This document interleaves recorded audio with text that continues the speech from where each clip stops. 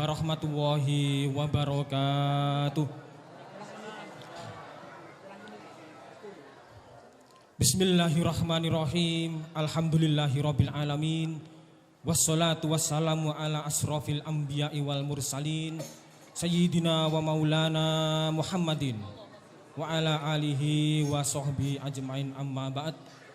Hadratal muhtaromin, para alim ulama, para kiai, para ustadz, para ustazah, wabil khusus al-mukarram Habib Zain bin Abdullah Pak Abu dari Lawang, Kiai Muhammad Hamdah MAG, Ustadz Cahyo Santoso, Ustadz Muhammad Mukhlas, Ustadz Abdurrahman, Ustadz Zulfikar, Ustadz Nizar, Ustadz Aridia Mustafa selaku Ketua Ansor Sumber Porong, kemudian Ustadz Rohim dari Masjid Al-Muhajirin, dan para ustadz yang lain yang tidak bisa kami sebutkan satu persatu, yang tidak mengurangi rasa hormat kami. Yang kami hormati juga Ibu Kepala Desa Sumber Porong, Ibu Idindingrum, alhamdulillah bisa hadir di tengah-tengah kita. Matur nuwun sanget rawuhipun.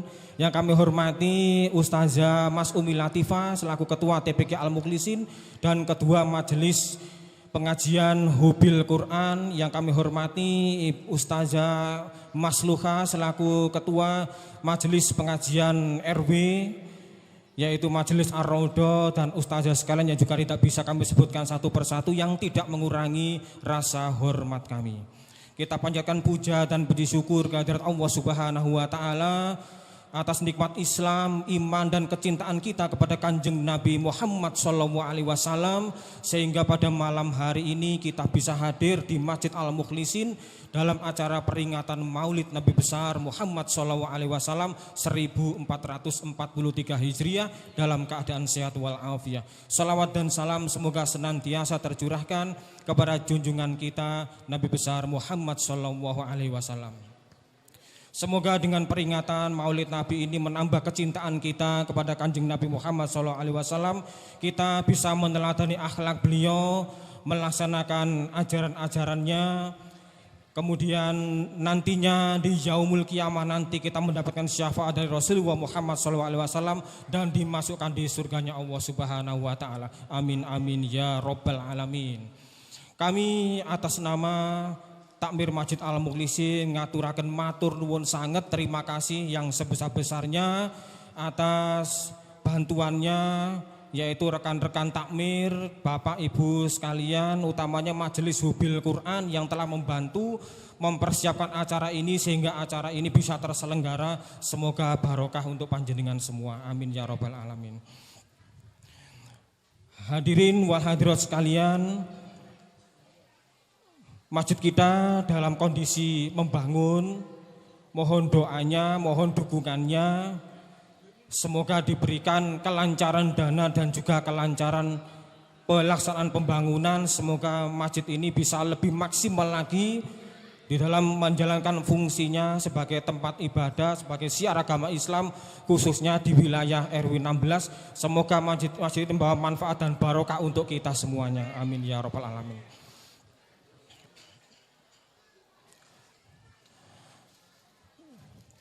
Kami atas nama Takmir Masjid Al-Mukhlisin mohon maaf apabila ada kekurangan terkait dengan persiapan dari acara ini, kemudian tempat, konsumsi dan lain sebagainya. Tak lupa pula kami sampaikan terima kasih kepada rekan-rekan Banser dari Sumber Porong dan juga wilayah Lawang atas kehadirannya. Matur nuwun sangat dumateng jamaah sholawat Masjid Al-Mukhlisin ya, atas kehadirannya bisa memeriahkan acara ini. Semoga Allah Subhanahu wa taala memberikan rahmat dan barokahnya kepada kita semuanya. Amin ya rabbal alamin. Demikian yang bisa kami sampaikan. Matur nuwun sangat atas kerawan panjenengan sedoyo. Mohon maaf apabila ada kekurangan. Wallahul muwaffiq ila aqwamit thoriq. Wassalamualaikum warahmatullahi wabarakatuh.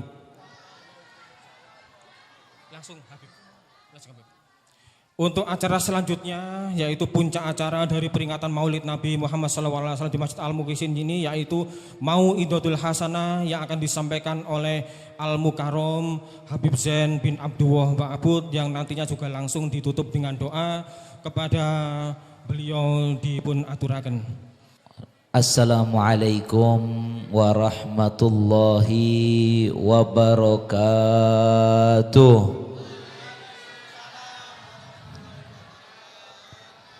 Alhamdulillah wassalatu wassalamu ala Rasulillah Sayyidina Muhammad ibn Abdillah wa ala alihi wa sahbihi wa man walah wa la hawla wa la quwwata illa billah.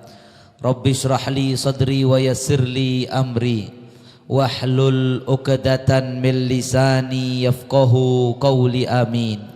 Bismillahi masya Allah la yasukul khair illallah.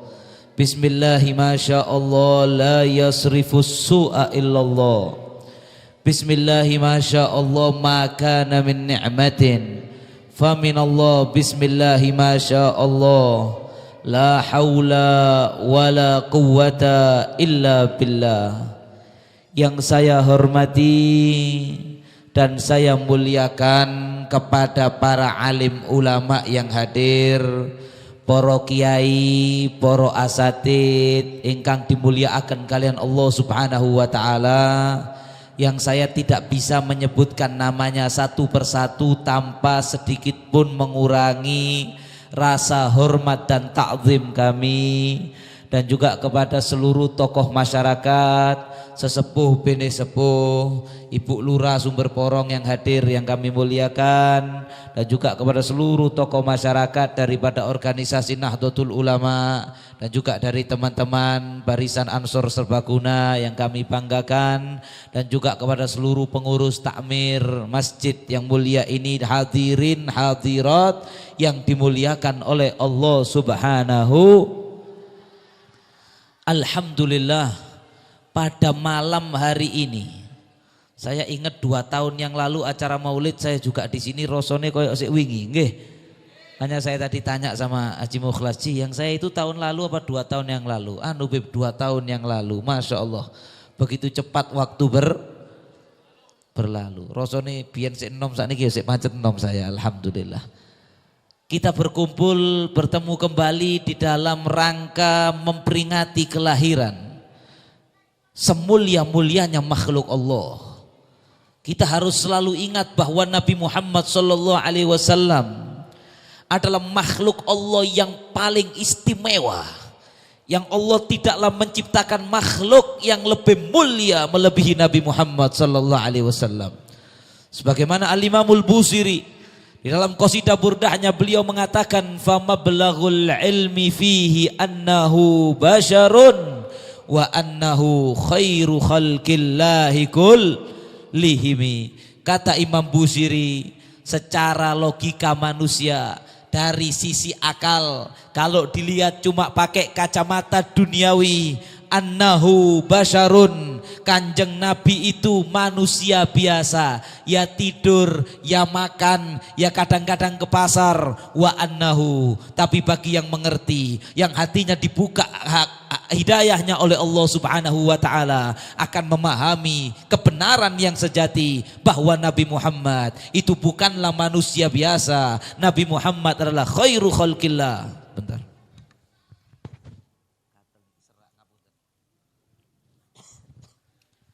Nabi Muhammad adalah, jangan khawatir Bu, bukan COVID nih. Kakean ceramah sampai suara nentek. Nggih, bismillahirrahmanirrahim.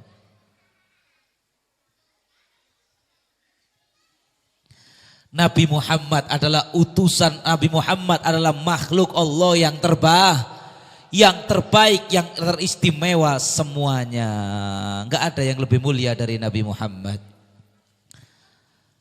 Tidak ada yang kelahirannya lebih spektakuler dari kelahiran Nabi Muhammad.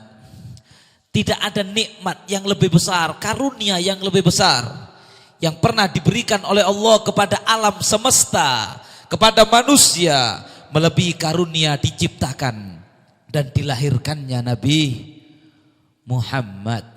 Tidak ada nikmat yang pernah kita dapatkan, maupun itu nikmat sehat kayak nikmat rezeki kayak semuanya, kalau dibandingkan dengan nikmat dilahirkannya Nabi Muhammad, semua nikmat itu enggak ada apa-apanya. Karena kalau bukan karena lahirnya Nabi Muhammad, kula kali panjenengan sedaya mboten kenal Gusti Allah. Nggih napa nggih? Mboten kenal Gusti Allah, gak bangun masjid. Lek mboten wonten Kanjeng Nabi gak kira ana masjid niki. Nggih. Lek mboten wonten Kanjeng Nabi, mboten ngerti carane nyembah Allah, mboten ngerti caranya masuk ke dalam surganya Allah. Lek mboten wonten Kanjeng Nabi, sampeyan niku umat sing mboten berarti. Kenapa mboten berarti? Karena kita ini umat kalau secara fisik paling elek. Umat zaman dulu gede-gede. Nggih. Ada yang tingginya 30 dhira, satu pohon kelapa. Umurnya panjang-panjang. Ada yang umurnya 1000 tahun, 1500 tahun. Nabi Nuh itu di Quran diceritakan dakwanya saja 950 tahun. Makanya mereka ada yang ibadah gak mandek 150 tahun, ada yang 250 tahun ahli ibadah mereka. Sedangkan kita umatnya Nabi Muhammad cilik-cilik gopok matian. Cilik-cilik gopok matian. 3 bulan yang lalu waduh wong mati tol ya gopok nek barang cilik mati matian gak kuat. Urip suwe-suwe gak kuat, wis gak dukur. Sak meter seprapat, sak meter setengah. Mari ngono umurnya mabaina sittina wa sab'in, kata Rasulullah, a'mar ummati mabaina sittina wa sab'in. Umurnya umatku rata-rata antara 60 sampai 70, gak ono sing sampai 1000 ndak ada. Jadi kok cilik mati. Tapi ternyata kata Allah, kuntum khaira ummatin ukhrijat linnas. Kalian hai umatnya Nabi Muhammad adalah umat yang terbaik. Tiba sing cilik-cilik matian niki adalah yang terbaik, yang paling istimewa, yang paling dimanja oleh Allah, yang paling dispesialkan oleh Allah. Wa annal jannah muharramatun ala sairil umam qabla ayyadkhulaha huwa wa ummatuh. Surga itu kata Kanjeng Nabi diharamkan siapapun masuk ke dalamnya. Sing liyane, sing biyen ibadah 800 tahun, 300 tahun, gak oleh ngutik lawange swarga sakderenge Kanjeng Nabi Muhammad dan umatnya masuk. Ternyata yang memegang klasmen tertinggi, pahala terbanyak nanti di akhirat itu umatnya Nabi Muhammad. Karena umatnya Nabi Muhammad iki lek jare arek nom-nom ngecit. Jare sing ibu-ibu gak ngerti sing iki lho sing ngerti ngecit. Waduh gak tahu saya, baru mek ngecit tok lho nggih. Ngecit niku boleh ngegame ono kodene belingan langsung iso oleh akeh. Umatnya Kanjeng Nabi koyo ngoten. Ibadahe titik ganjarane akeh. Gampang disepuro dosane, nggih. Kadang-kadang gak katik tobat dosane diampuni lho nggih. Innal hasanat yudhibnas sayyiat. Nglakoni apik sing elek hapus. Niki aturan khusus umat Kanjeng Nabi, umat biyen mboten. Nglakoni situk dibeng 10, apapun itu ibadah berjamaah 17 biyen gak ono. Lailatul Qadar dibeng 1000 wulan nggih. Durung sak liyane wake lek kula critakno sampai subuh, Masya Allah. Lunga kaji nang Mekah sembayang sepisan diping 1.000 lho. Maka cilik-cilik uripe diluk tapi ganjarane akeh. Niat nglakoni dosa gak ditulis dosa. Umat zaman biyen niku niat nglakoni dosa wis ditulis dosa. Umat Kanjeng Nabi Muhammad niat misalnya ono arek insyaallah sumber porong buatan wonten. Niat aku tak nang kono sih karaoke ambek nyewa biduan misale. Ora kate budal bane gembos. Waduh gembos gak wis tidur aja. Nggih. Turu. Ditulis dosa apa ndak? Bahkan ditulis ganjaran menghindari maksiat. Lho belingan. Mangane hari umat Kanjeng Nabi niku sing paling istimewa, sing ganjarane paling akeh, sing paling akeh mlebet swarga padahal cilik-cilik matian. Berkat nopo?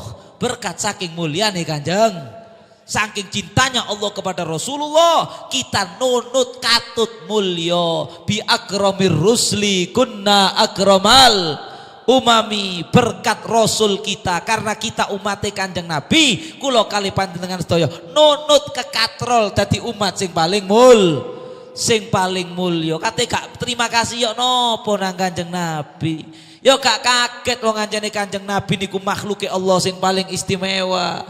Laula Muhammad ma khalaqtuka ya Adam wa ma khalaqtul jannah. Kalau bukan karena Muhammad, Muhammad ma khalaqtuk, aku tidak menciptakan kamu wahai Adam, dan surga tidak aku ciptakan, alam semesta gak tak ciptokno kalau bukan karena Nabi Muhammad sallallahu alaihi wasallam. Nek tiba niku ana, mbok tiba mbok sing tuturor, al kaunu isyarah wa antal maksud. Alam semesta niki koyok-koyok sponsor iklan. Sampeyan lek ndelok sinetron, ndelok filmnya apa ndelok iklane? Hah? Filmnya nggih. Ndelok film, kan ndelok iklane. Bahkan ana wong jaman biyen ndelok sinetron niku lek wayane iklan pegel. Tengah-tengah ndelok seru-serune moro-moro orang pintar minum tolak angin.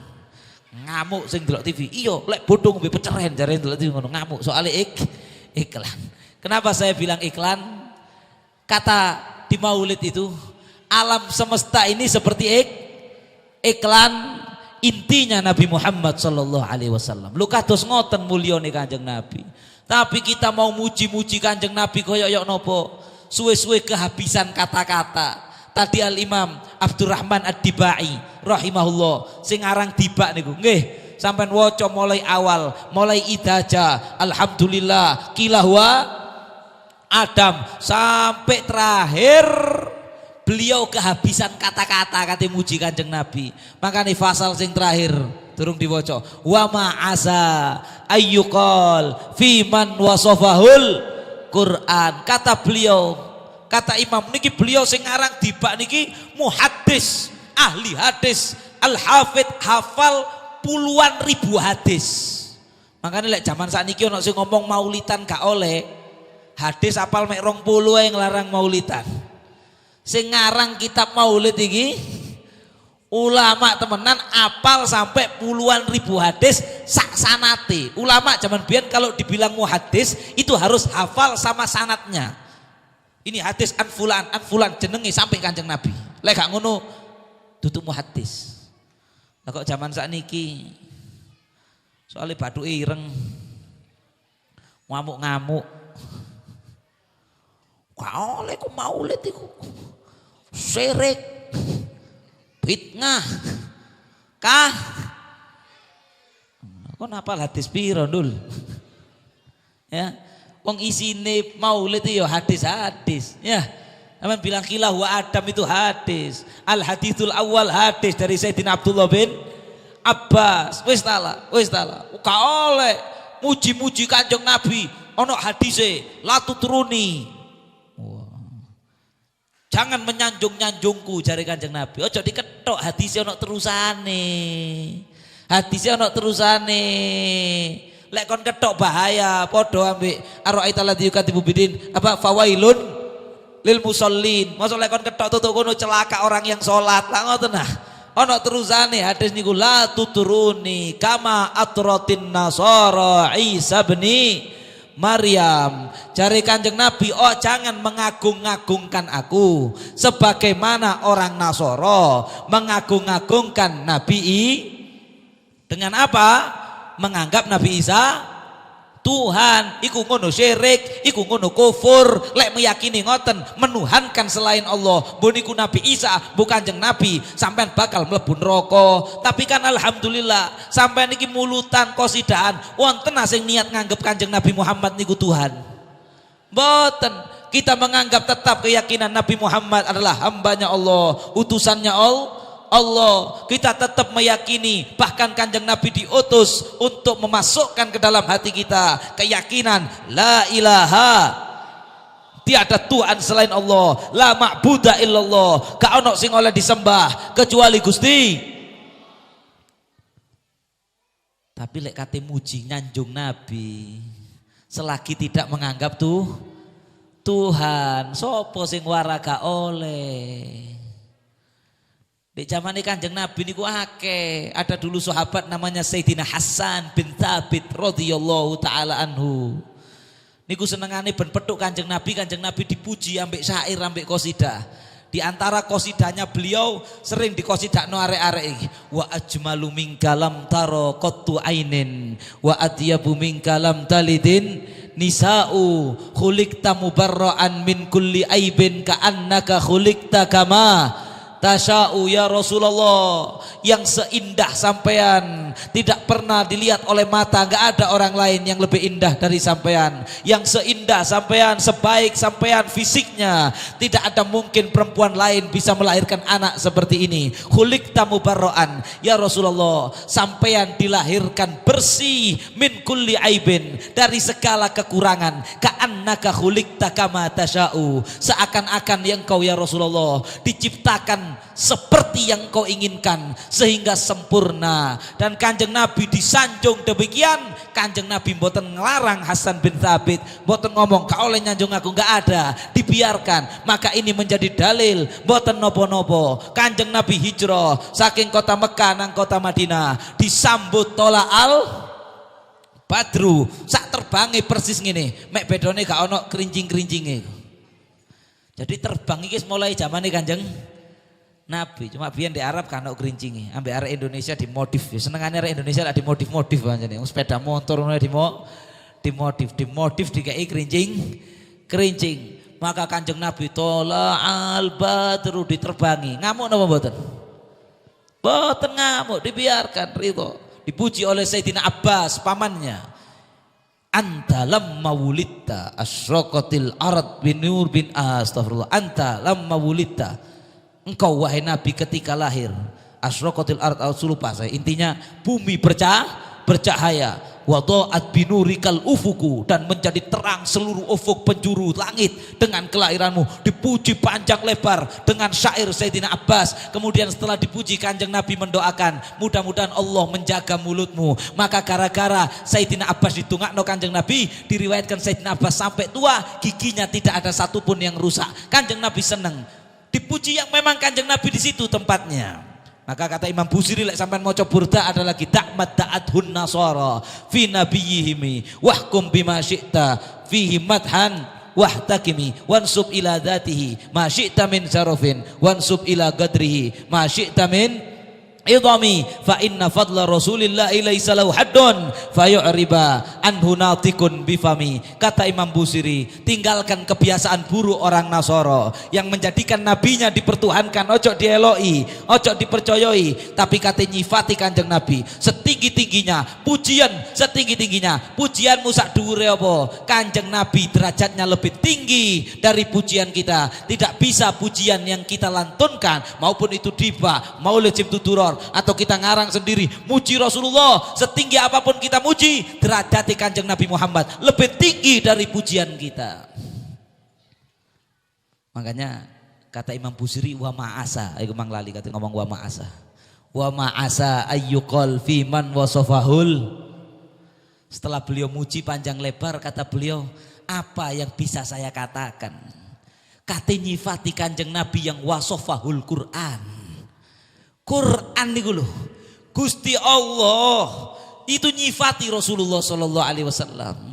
Muji Kanjeng Nabi. Aku kata ya apa? Gusti Allah muji, wa innaka la ala khuluqin azim. Wahai Muhammad, akhlakmu sangat agung, luhur, luar biasa. Ketika Gusti Allah nyebut dunia, kata Gusti Allah, dunia itu wamal hayatud dunia illa mataul gurur. Dunia niki mek dulinan, kenikmatan yang menipu, gak penting. Tapi ketika Kanjeng Nabi nyebut Nabi Muhammad sallallahu alaihi wasallam, Rasulullah azim, akhlaknya tok diwara azim. Wa rafa'na laka dzikrak, jare Gusti Allah, kami angkat wahai Muhammad setinggi-tingginya penyebutanmu. Maka Allah boten nate memanggil Rasulullah dengan namanya secara langsung. Boten wonten sampean goleki ayat mulai Fatihah sampai qul a'udzu birabbin nas, tidak ada ya Muhammad ka ono di Quran.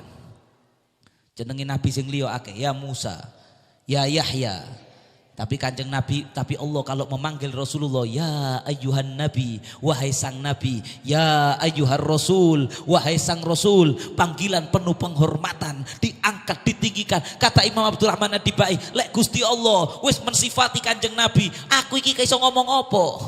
Wa a'raba an fadaili Taurat wal Injil waz Zabur wal Furqan, dan secara terperinci mendetail Allah mensifati Rasulullah sallallahu alaihi wasallam secara mendetail di dalam Taurat yang diturunkan kepada Nabi Musa, di dalam Zabur yang diturunkan kepada Nabi Daud, di dalam Injil yang diturunkan kepada Nabi Isa. Kenapa? Dikarenakan tetap fokus ke sini. Itu cek gantian apa bong nggih? Kesel soalnya seakan nih. Lanjut, nggih. Kenapa? Karena saking cintanya Allah kepada Nabi Muhammad. Seseorang itu kalau cinta kepada sesuatu aktsara min dzikrih, disebut terus. Nggih napa nggih? Sampeyan biyen Pak, zaman manten anyar. Bojo critakno terus. Istriku. Oh, karena ibu-ibu yang ngono pas lagi belanja sayur di pojok-pojokan perumahan niku. Sing manten anyar cerita suamiku, yayangku. Oh, soalnya disebut terus karena hatinya cinta. Barang wis mulai tambah lawas mantene wis rada blenger. Ambek sing lanang wis gak pati cinta, duwe anak luwe cinta nang anak. Akhirnya lek blonjo banggakno sapa? Anak, anakku. Itu menjadi bukti kalau ibu itu memang cinta nang anak. Padahal Bu sampean ceritani tonggo sampean itu gak tambah seneng tambah sumpek. Soalnya tonggo sampean gak cinta anak sampean. Tonggo sampean cinta anak dewe. Tapi memang ya itulah fitrah, ketika kita cinta seseorang disebut terus. Nah Gusti Allah niku saking cintai nang Kanjeng Nabi, sehingga ketika Gusti Allah menurunkan wahyu, padahal dorong nang Nabi Muhammad, nang Nabi Musa, tapi tetap di dalam wahyunya tersebut banyak cerita tentang Nabi Muhammad. Mewahyukan Injil kepada Nabi Isa, di dalamnya tentang Nabi, sampai ketika diteliti Taurat dan Injil yang asli hampir separuh isinya tentang Kanjeng Nabi Muhammad sallallahu alaihi wasallam. Karena memang di Quran Nabi Isa juga mengatakan, tujuan saya diutus mubasysyiron bi rasulin ya'ti mim ba'di ismuhu.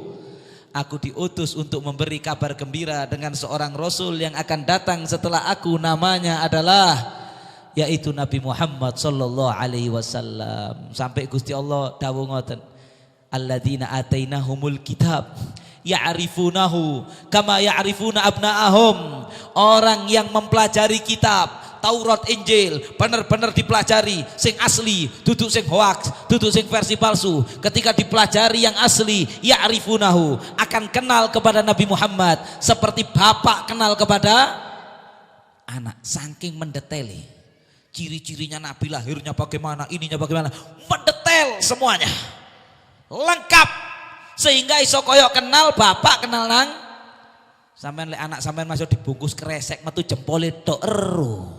Iki cantenge anakku iki. Makanya diceritakan, waduh milih riwayat sing diwake niki. Nggih. Makanya diceritakan wis Nabi lahir mungkin sampean sering dengar. Makanya diceritakan ketika Rasulullah sallallahu alaihi wasallam Nabi berusia 12 tahun. Berusia pinten? 12 tahun Nabi diajak sama Abu Thalib pamannya ke Syam nang Damaskus.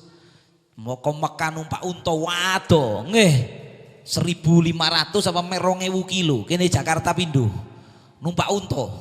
Maka ketika sudah sampai di Busra niku metutuk Damaskus. Ibarat sampean teko Lawang kate nang Jakarta wis tutuk Cikampek, tol Cikampek wis meh tuh. Sudah hampir sampai sampean. Tapi sampai di sana di Busra mampir di satu tempat ada satu rahib itu ya PDT itu ya. Namanya Buhaira. Ini ahli kitab, luar biasa mempelajari Injil. Maka kemudian Buhaira melihat satu awan, yang mana dia tahu awan ini di kitab saya ada. Ini awan pasti mengikuti Nabi akhir Nabi Muhammad sing kitabku separuh isinya tentang dia diuber sampai Buhairah awan itu tadi.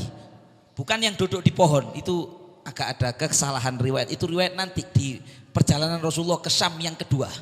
Maka ketika melihat awan tadi, Buhairah datang. Dilihat subhanallah, melihat Rasulullah masih usia berapa? 12 tahun sak mene-mene iki, tapi gak main game, gak tiktokan biyen. Makanya anak-anak sampean wis ojo kakean main game, ojo kakean tiktokan.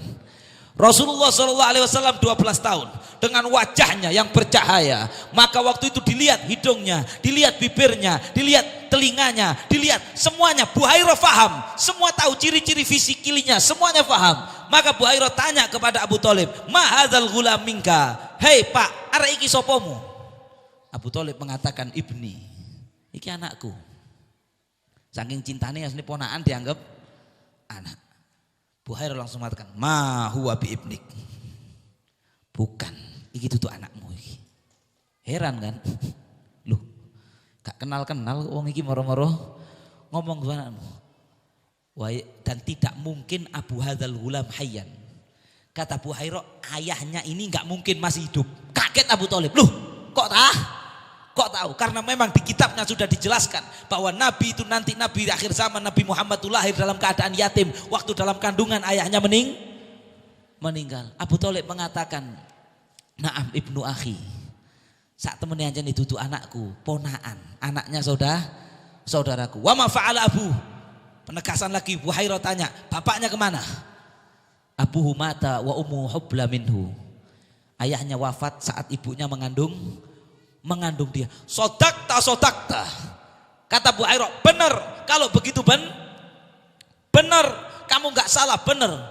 Hei, hati-hati. Anakmu ini Nabi.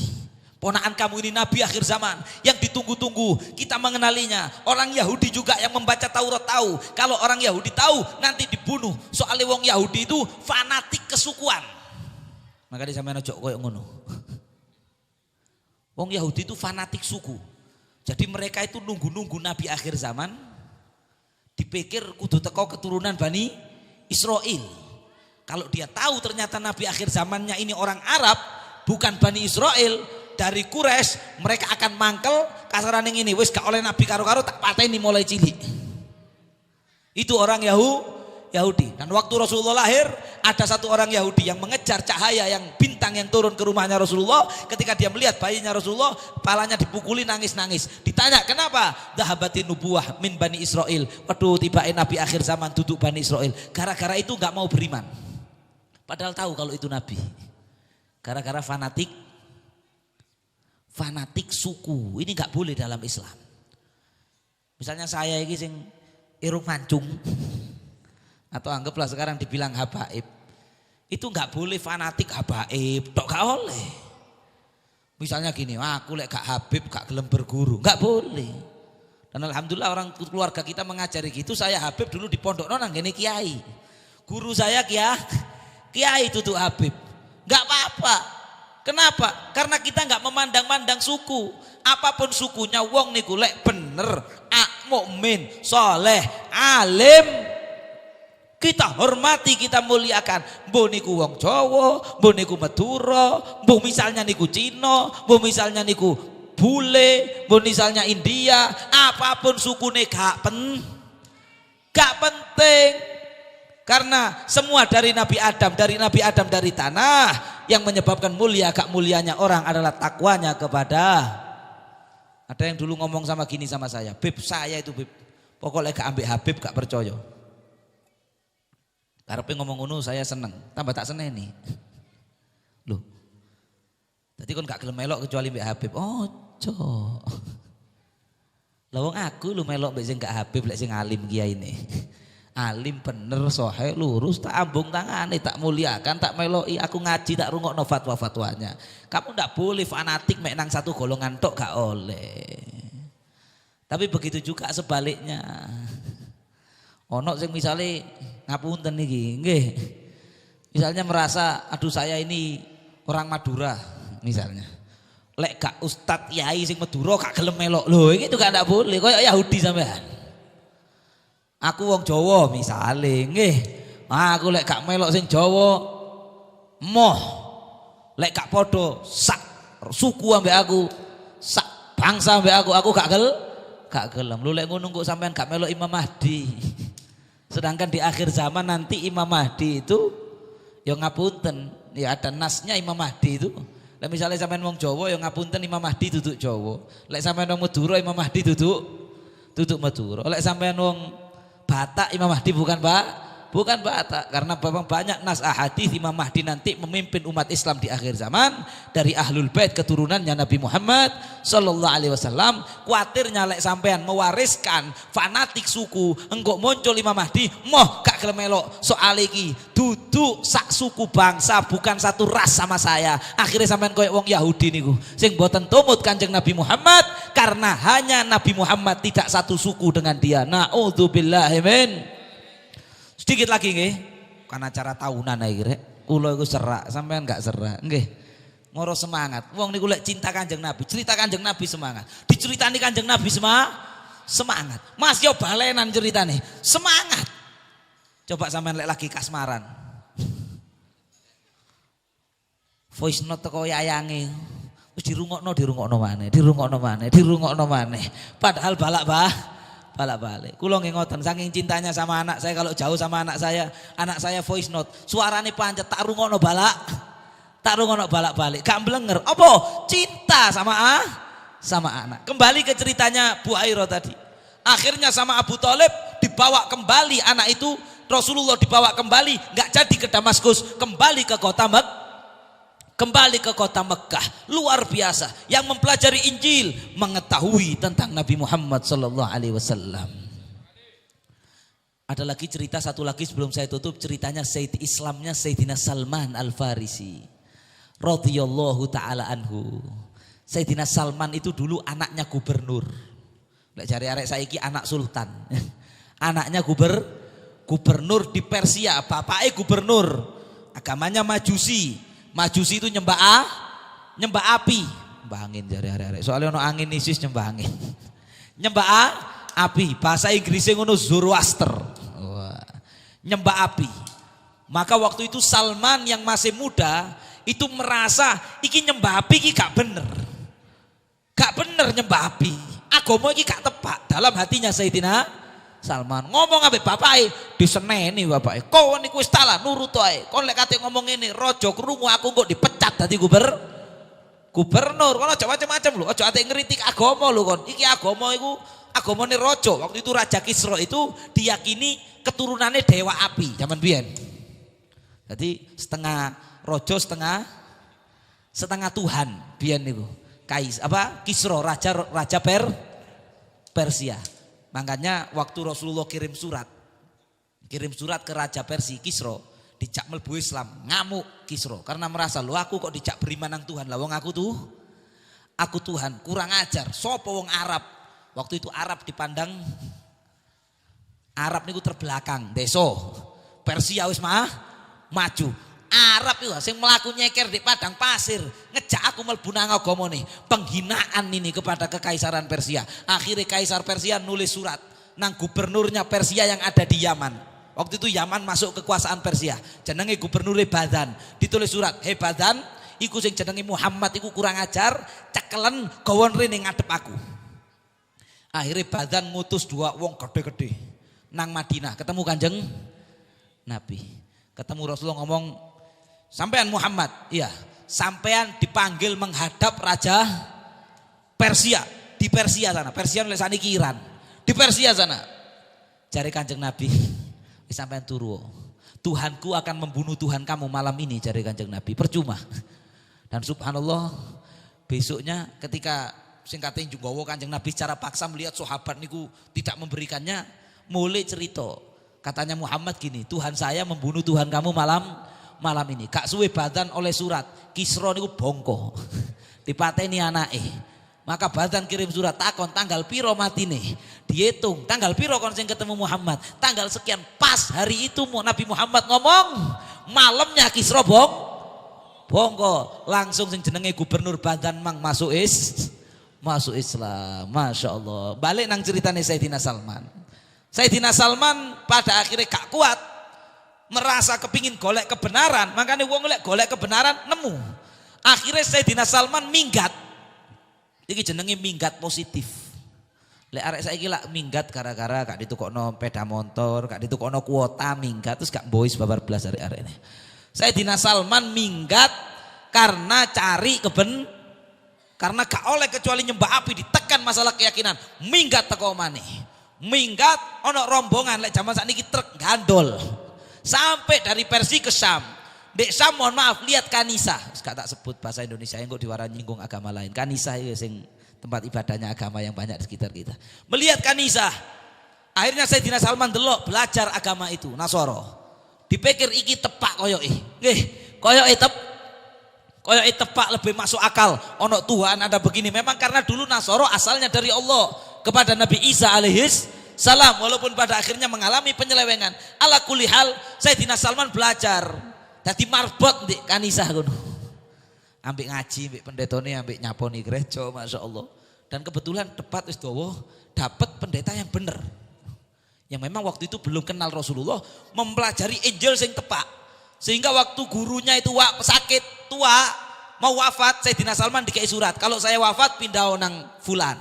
Pindah nang kono Sayyidina Salman, berguru nang kono. Kono kate wafat nulis surat, pindah nang fulan. Sampai ke yang ketiga yang terakhir, sakit-sakitan tua, Sayyidina Salman minta, lek sampean kano aku iki berguru nang sopo.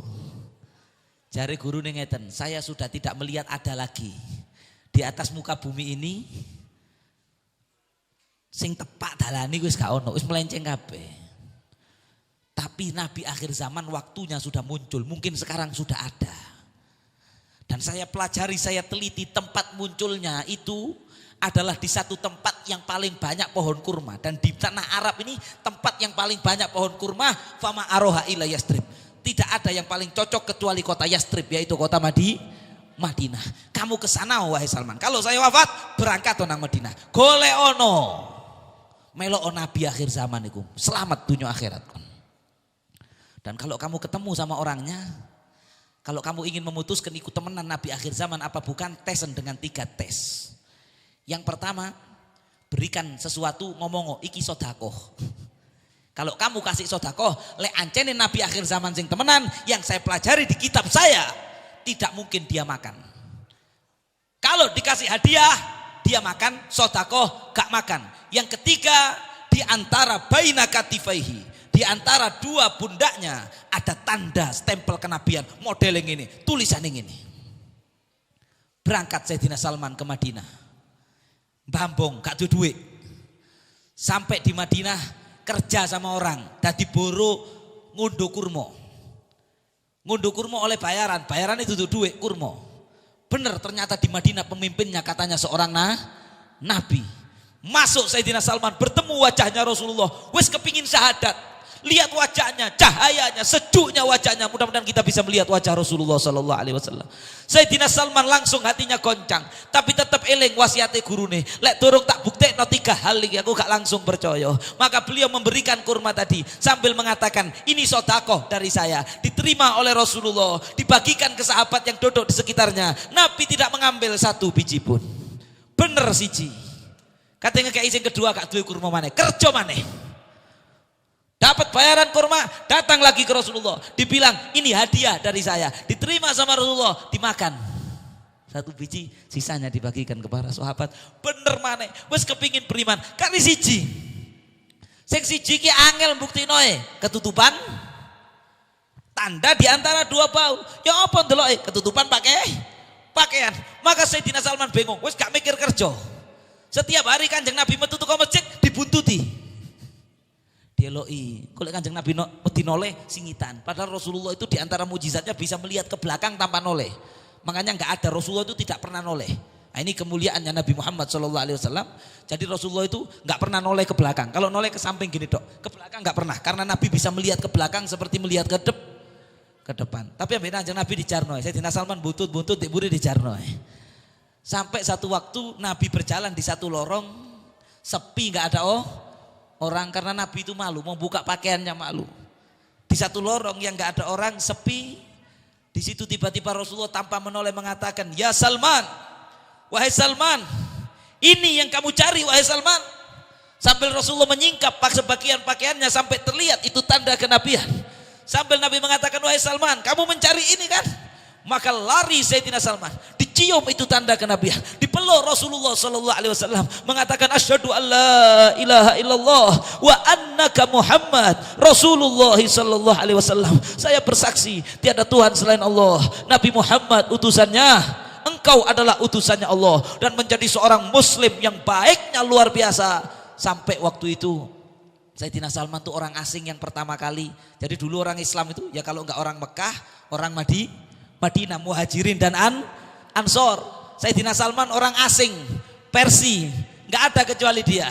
Sampai pada waktu itu yang lain orang Muhajirin bilang, wes Salman ini kita anggap Muhajirin. Cari wong Ansor, enggak, Salman tak anggap Ansor. Maka Rasulullah bilang, tidak, Salman minna wa fina ahlal bait. Salman tak akoni keluargaku, kata Rasulullah sallallahu alaihi wa alihi wa sahbihi wasallam. Wis lek kula cerita pokoknya tentang Kanjeng Nabi akeh. Nggih. Tapi terakhir mau saya tutup biar ono oleh-oleh ini mulai niki napa. Tentunya perayaan Maulid kita juga harus mencontoh Kanjeng Rasulullah itu dimuliakan, dijunjung tinggi, kita dapat rahmat. Sampai mulai itu kok ini oleh ganjaran, kalau di ganjarannya itu diwujudkan, itu bertronton-tronton gak kuat ngangkat sampean. Tapi kalian pulang dari sini juga membawa niat ittiba, melok Kanjeng Nabi, nyuntuh akhlaki Kanjeng, mencontoh akhlaknya Rasulullah. Karena kalau sampean nyuntuh akhlaknya Rasulullah, yuhibbukumullah, pasti akan dicintai Allah. Akhlaknya Rasulullah azim, gak mungkin saya ceritakan semua. Ada beberapa hal, singkat-singkat saja. Satu, Kanjeng Nabi itu tawadhu, harus ditiru, rendah hati, gak metuwek, ganteng tapi gak metuwek. Makanya sampean wis gak pati ganteng ati metuwek barang lah lucu. Ganteng gak metuwek.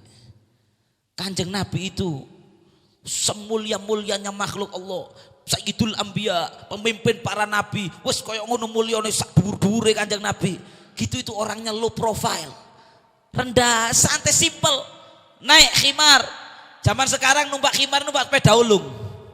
Enggak gengsi Rasulullah naik khimar.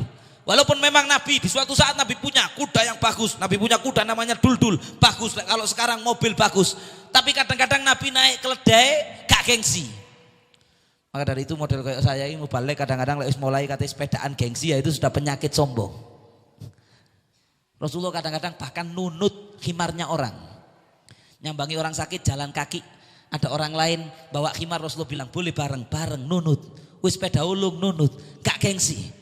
Dan nyapa orang lain, Assalamualaikum, Assalamualaikum, gak gengsi, gak ada perasaan, waduh Nabi kok nunut, biasa, simple. Bahkan Rasulullah gak seneng dispesialkan nemennya, gak seneng. Beliau tahu beliau penuh barokah.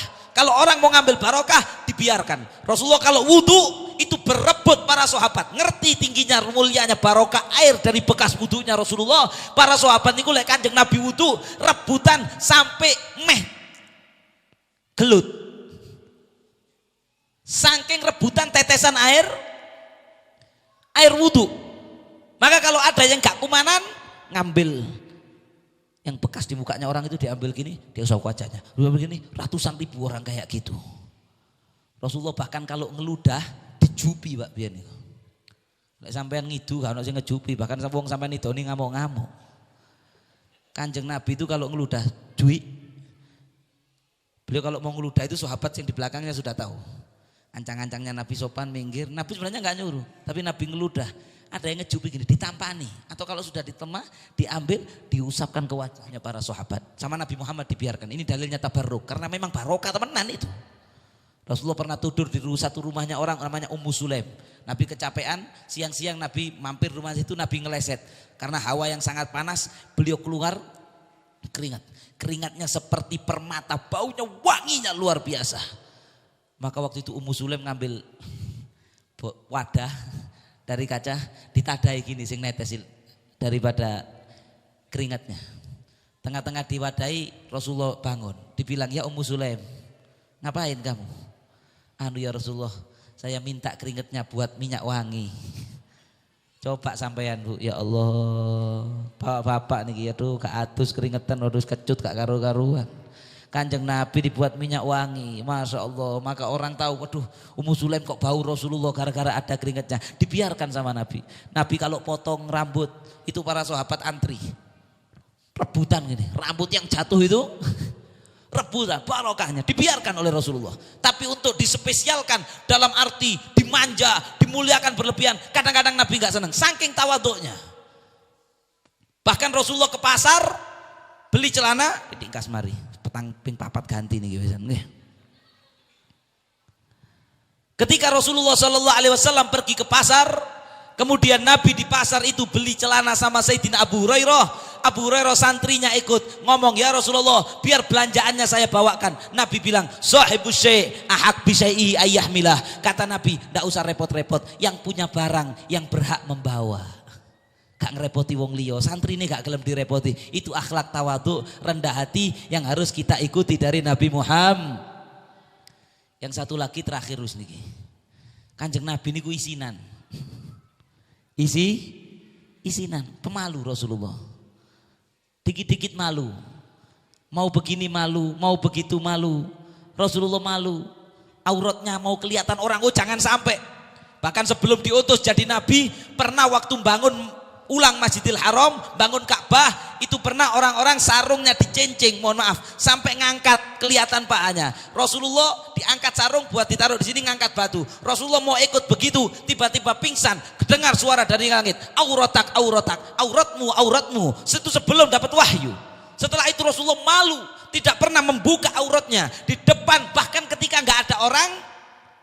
Walaupun Nabi mau buang air kecil, tidak dibuka pakaiannya kecuali sudah dekat dengan tanah.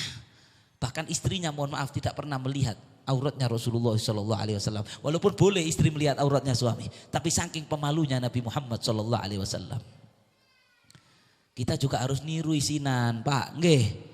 Apalagi juga ibu-ibu. Ojo engko kate wudu, ngapunten bapak kate wudu sarunge dicuencing sampai sak pupu. Kerja bakti katokan cekak sak meni bapak-bapak. Ojo Pak, nggih. Paling enggak bawanya lutut, malulah tandur auratak. Jangan sampai ada yang lihat aurat kamu. Illa zaujatak, kecuali istrimu. Wis cukup bojo sampean tok sing oleh ndelok. Liyane gak oleh ndelok aurat. Sama sekali siapapun jangan melihat auratmu kecuali istrimu. Kalau bapak-bapak saja harus malu, apalagi ibu-ibu. Harus pemalu. Al iman wal haya garan. Iman sama malu itu nyentel. Lek situ ucul liane melo ucul. Maka man fagadal haya, siapa yang kehilangan malu, kehilangan iman. Makanya ayo ibu-ibu pulang dari sini dicontoh sifat Kanjeng Nabi pemalu. Bagaimana Rasulullah mendidik putrinya Siti Fatimah. Ketika ditanya, wahai Fatimah, perempuan yang terbaik itu yang bagaimana? Kata Siti Fatimah, Allah taro rojulan wala yaroha rojul. Perempuan yang terbaik, kata Siti Fatimah, adalah yang tidak jelalatan matanya kepada lelaki, dan auratnya tidak pernah dilihat lelaki yang bukan suaminya dan bukan mahramnya. Dan bukan main-main Siti Fatimah kalau di rumahnya lilinnya malam dimatikan. Ditanya sama anaknya, wahai ibu, kenapa lilin kok dimatikan? Kata Siti Fatimah, saya khawatir kalau ada orang lewat depan rumah, nanti dari lilin bayangan tubuh saya nggak pakai jilbab, kelihatan bayangannya dilihat orang, saya nanti bagaimana? Itu Sayyidah Fatimah hasil pendidikan tarbiyah gemblengan Rasulullah sallallahu alaihi wa alihi wasallam. Sayyidah Fatimah sebelum wafat wasiat jenazahnya ditutup pakai keranda penduso, biyen gak ono penduso Bu. Zaman Kanjeng Nabi itu jenazahnya Rasulullah diangkat langsung pocongnya gitu, nggak pakai penduso. Penduso pertama kali adalah wasiatnya Sayyidah Fatimah. Karena Siti Fatimah tidak mau, mohon maaf, jasadnya dibungkus kain kafan, lekak-lekuknya akan agak kelihatan, gak mau dilihat orang, minta ditutup. Ngono kadang-kadang saat niki lek wong Jepang lek lawangi gak ono. Wong Jepang ngono gak ngenteni jenazah, si urip katokan ketat koyok lepet ya gak izin kelihatan nang ndi. Di ado, di berporong gak ono insyaallah. Katoan kuwetat sampai ngucap kabeh, kaosan, mohon maaf ini ya.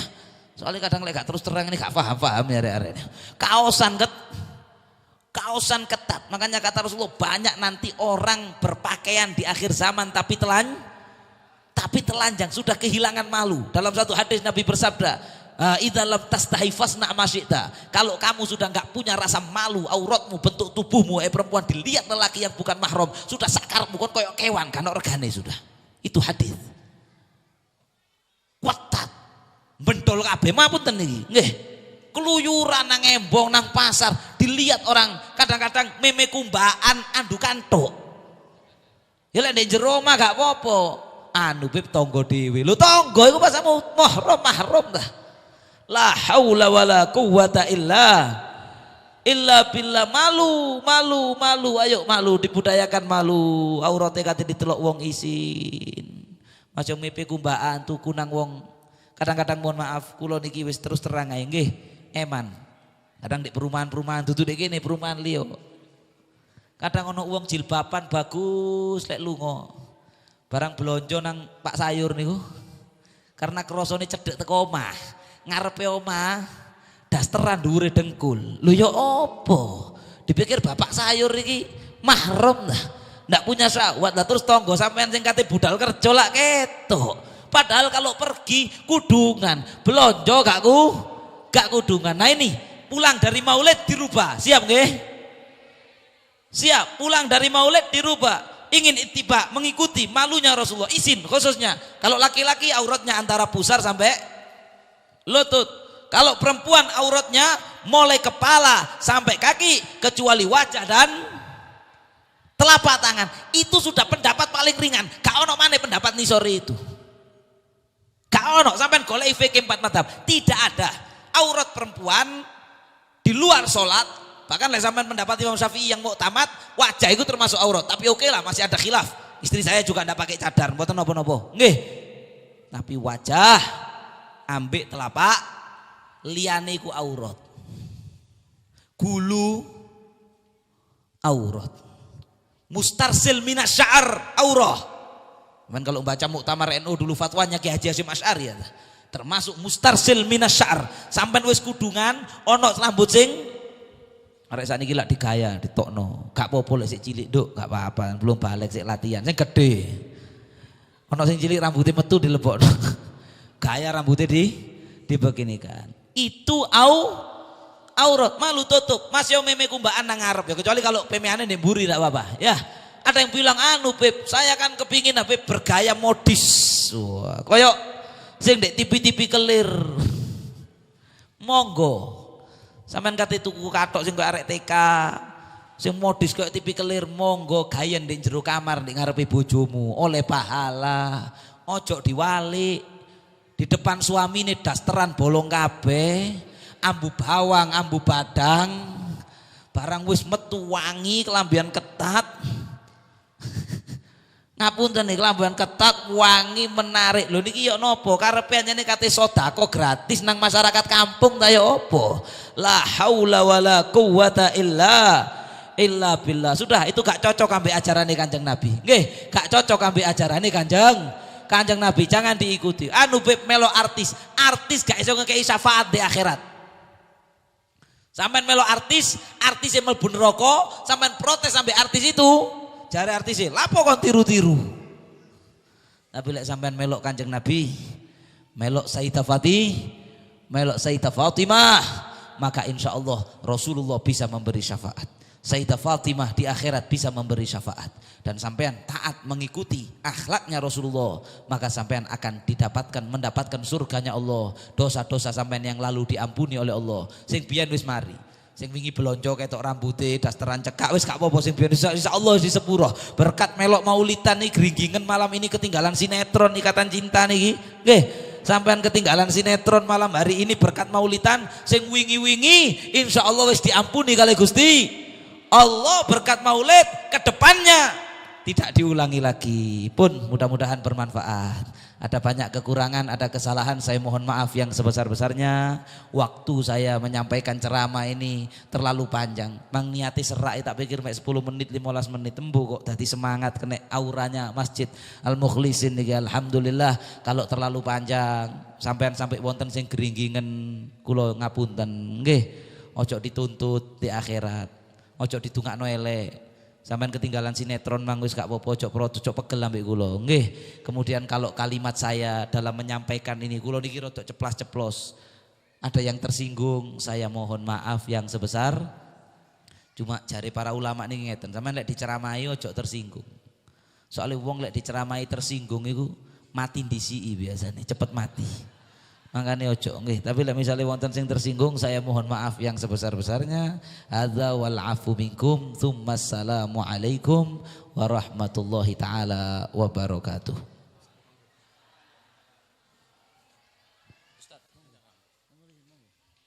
Bismillahirrahmanirrahim. Alhamdulillahi rabbil alamin. Allahumma salli wa sallim ala sayyidina Muhammadin wa ala alihi wa sahbihi ajma'in.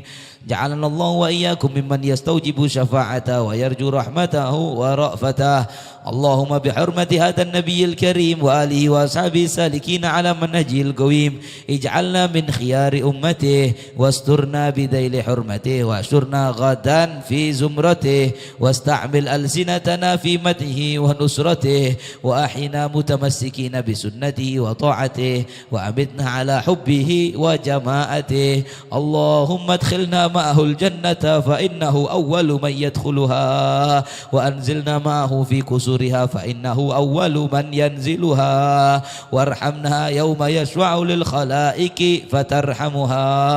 اللهم ارزقنا زيارته في كل سنة ولا تجعلنا من الغافلين عنك ولا عنه قدر سنة. اللهم لا تجعل في مجلسنا هذا أحدا إلا غسلت بماء التوبة ذنوبه وسترت برداء المغفرة عيوبه.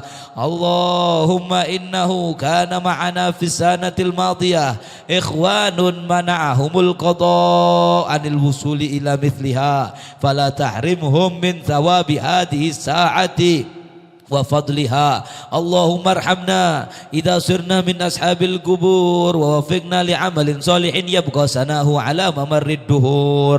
اللهم اجعلنا لآلائك ذاكرين ولنعمائك شاكرين وليوم لقائك من الذاكرين وأحنا بطاعتك مشغولين وإذا توفيتنا فتوفنا غير مفتونين ولا مخذولين واختم لنا منك بخير أجمعين. اللهم اكفنا شر الظالمين واجعلنا من فتنة هذه الدنيا سالمين. اللهم اجعل هذا الرسول كريم لنا شفيعا وارزقنا يا الله يوم القيامة مقاما رفيعا. اللهم اسقنا من حوض نبيك محمد صلى الله عليه وسلم شربة هنيئة لا نظمأ بعدها أبدا واحشرنا تحت لوائه غدا. اللهم اغفر لنا ولآبائنا ولأمهاتنا ولمشايخنا ولمعلمينا وذوي الحقوق علينا ولجميع المسلمين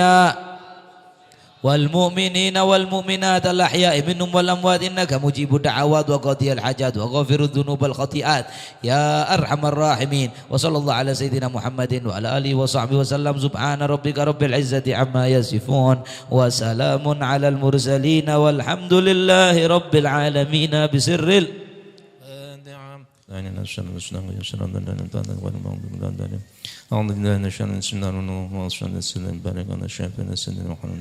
اللهم يا حق الفاتحة المعظم الصابر المصالح أن تفتح لنا بكل خير وتفضلنا بالخير وتعامل لنا بكل الخير وأن تجعلنا من خير الآخر والخير ونضر. يا أرحم الراحمين ربنا تقبل منا إنك أنت السميع العليم وتب علينا إنك أنت الرحيم. يا فارج الهم يا كاشف الغم ربنا آتنا في الدنيا حسنة وفي الآخرة حسنة وقنا عذاب النار. وصلى الله على سيدنا محمد وعلى آله وصحبه وسلم. الفاتحة.